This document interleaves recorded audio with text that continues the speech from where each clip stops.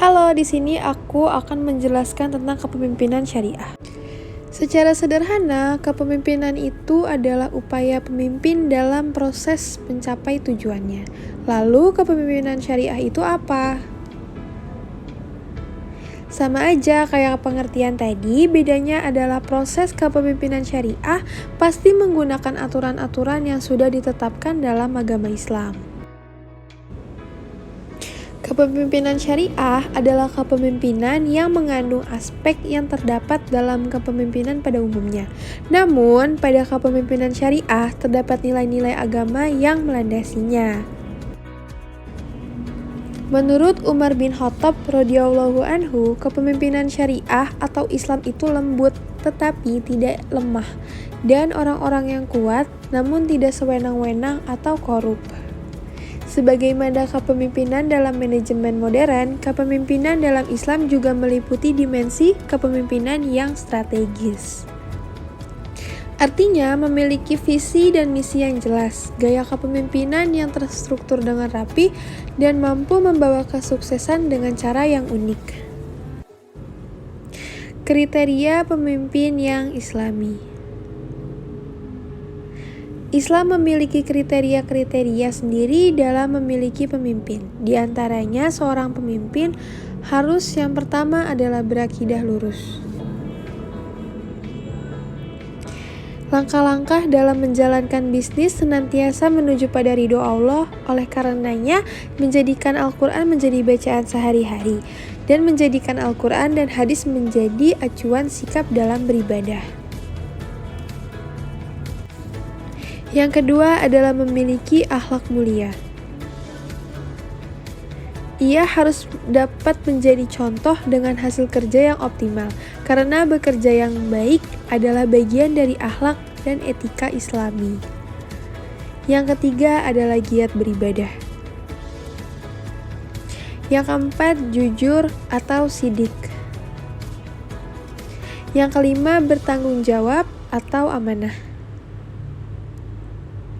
Sikap amanah nampak dalam keterbukaan, pelayanan yang optimal, serta upaya-upaya berbuat baik dalam segala hal, khususnya dalam pekerjaan dan pelayanan kepada pelanggan.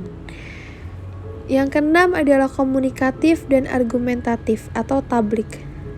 Yang ketujuh adalah kompeten atau fatonah. Kepemimpinan syariah memiliki tantangan-tantangan yang tidak mudah, karena selain dipertanggungjawabkan di dunia, juga harus dipertanggungjawabkan di akhirat kelak. Potensi, kompetensi, dan kepemimpinan. Sebuah organisasi besar atau kecil, formal maupun non-formal, pasti membutuhkan seorang pemimpin. Secara ilmiah, seorang pemimpin mempunyai kemampuan untuk memimpin, karena setiap manusia dibekali jiwa kepemimpinan oleh Allah sejak lahir. Tapi potensi kepemimpinan tiap orang tuh berbeda-beda. Ada yang high full leadership, medium, dan low leadership. Lalu bagaimana menilai potensi kepemimpinan dalam diri seseorang?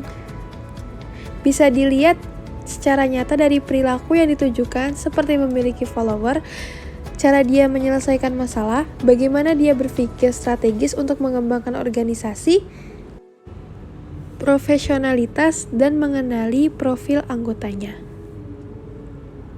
Memiliki jiwa kepemimpinan merupakan anugerah dari Allah. Walaupun hal ini adalah anugerah, namun tetap perlu dilatih dan diusahakan.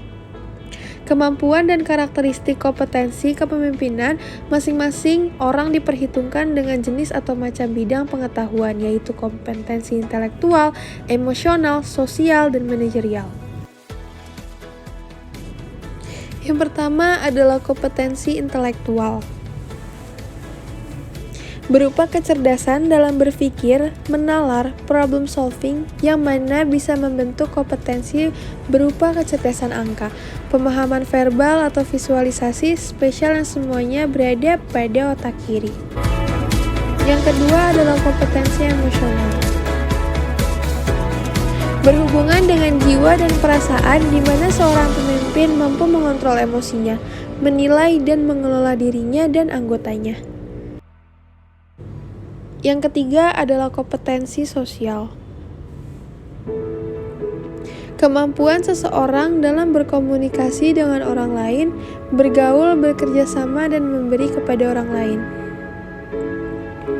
Yang keempat adalah kompetensi manajerial, yaitu kompetensi untuk mengatur waktu dan mempengaruhi anggota. Selanjutnya adalah model kepemimpinan syariah. Model kepemimpinan syariah adalah representasi, contoh, teladan, dan gaya yang berdasarkan prinsip-prinsip Islam dalam menjalani kepemimpinan tersebut. Model kepemimpinan syariah dipengaruhi oleh nilai-nilai syariat, kepribadian, dan kemampuan yang dimiliki oleh seorang pemimpin. Dalam kepemimpinan syariah juga mencakup ketenangan dalam beriman dan bertakwa kepada Allah.